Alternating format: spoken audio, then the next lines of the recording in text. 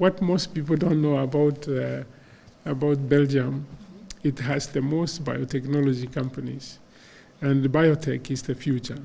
And we are going to make sure that His Excellency gets to visit some of them. We are looking to take advantage of some of them so that we could disrupt some of the value chains in our country. I will give you an example that in Kenya we are consuming mostly eggs from South Africa and Uganda, and then you ask yourself, how does a South African compete with someone in Kiambu who lives in a walking distance to Nairobi? That the egg in South Africa is cheaper than the egg in Kiambu. We would be able to disrupt that if we adapt to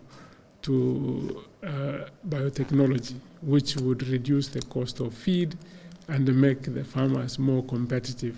We would want to see that happen. And not only that, we're looking at other biotech areas.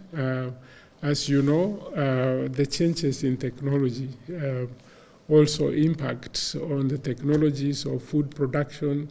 This is a very key area, and no other country leads in Europe other than Belgium. We would have wanted him to stay for one whole week so that we take him round and take this back to our country.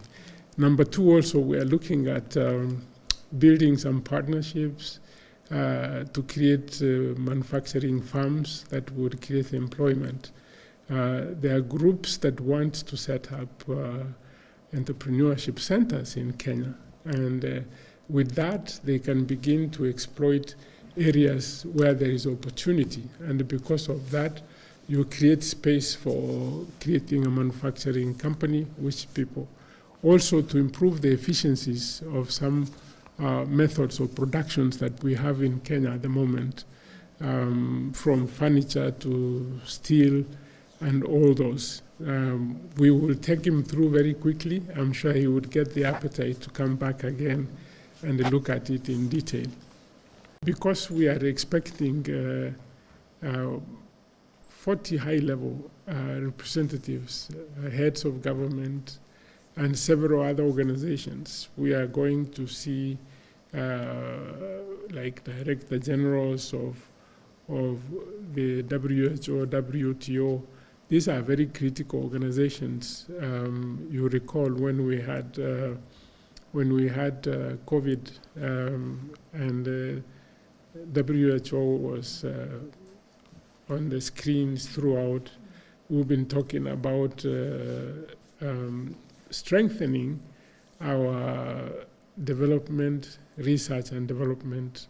Actually, our Deputy President is going to participate in a session for research education, which is very critical in finding new solutions for the many problems that we have, including such issues that we had in the pandemic, what kind of relationships we create with these organizations and be able to serve our people best. So there are also other states where the Deputy President would have an opportunity. We are working towards creating opportunity for him to have bilateral discussions with various countries, besides high-level guests from the EU. Yeah. In terms of trade, is there any engagement that he will be working? There is a lot that we need to discuss. You know, our president has been very instrumental in climate change, and everybody is talking about the green investment. We have started to discuss with the EU to see how we can build or strengthen our energy sector, especially the production of green hydrogen, how we can begin to do farming, for example, which is more oriented towards green. So there are several things that will be discussed which fall within the space of the emerging issues, global issues around sustainability. And many people want to talk to Kenya about that because of the leadership which our president has provided throughout the world. We just finished the Nairobi conference in September. We are planning to go into COP28, where we are looking towards to see whether the developed countries can honor their pledges of $100 billion US dollars to developing countries which are not emitters of carbon. We are talking about working towards a green economies. Kenya has been leading in that space. The president has been pushing issues around reconfiguring the financial systems globally. We are glad that our Deputy President, His Excellency Gachagua, is visiting Brussels to attend the Global Gateway Forum. This is a very important forum where the Europeans have mobilized about 300 billion euros towards investments in developing countries.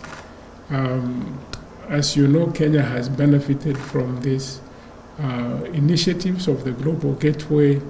The road from Malindi to Mariakani is actually being built under the Global Gateway financing. There are many more projects that they intend to finance globally. It is a competitor initiative towards the China Road, which is also trying to do some developments in Africa, for example.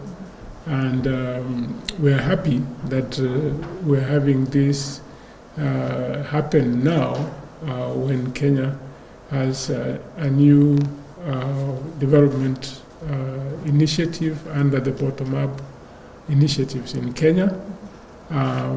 You are going to see a lot more happen leveraging on infrastructure development under the Global Gateway. And we are hoping when His Excellency the Deputy President is here, we can be able to discuss more other issues that we would see undertaken by the Global Gateway. EU, we have worked with them previously. We want to intensify our relationships. We have seen, I think you know, that we signed the Economic Partnership Agreement. We are waiting that it goes through Parliament, and then we can have access to this huge market where we have had relationships for many years. If you see what cultural products, they come to Europe. We are beginning to work with the private sector for investments in Kenya. It is a good beginning, and it is good that His Excellency the Deputy is going to be here to strengthen the relationships and be able to bring in investment funds into our country. The work that the Deputy President is doing in the space of agriculture, especially coffee and tea, is very critical in the sense that this is the first time we are looking at the entire value chain and to see how we can restore. I think most of you know that we have lost a significant amount of coffee production in Kenya. I think we dropped from almost 110,000 hectares to now hovering around 40,000 hectares. And I think that loss came as a result of mistrust. There is what we call trust deficiency. And it is good we begin now to look at the mistakes we made that made farmers to lose hope in the crop and be able to restore it. So what is going to come and see is what other countries are doing and thriving. Look at Brazil, for example.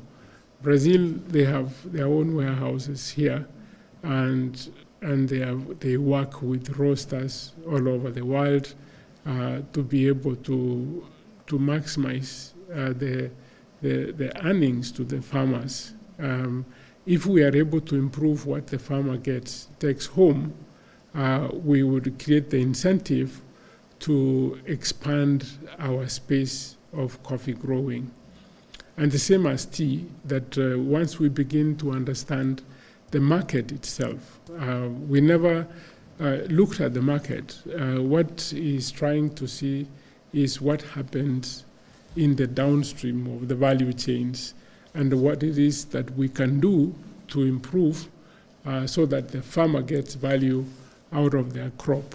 That is the other assignment which His Excellency would be visiting some of the larger importers, those who do roasting, and discuss with them the way forward.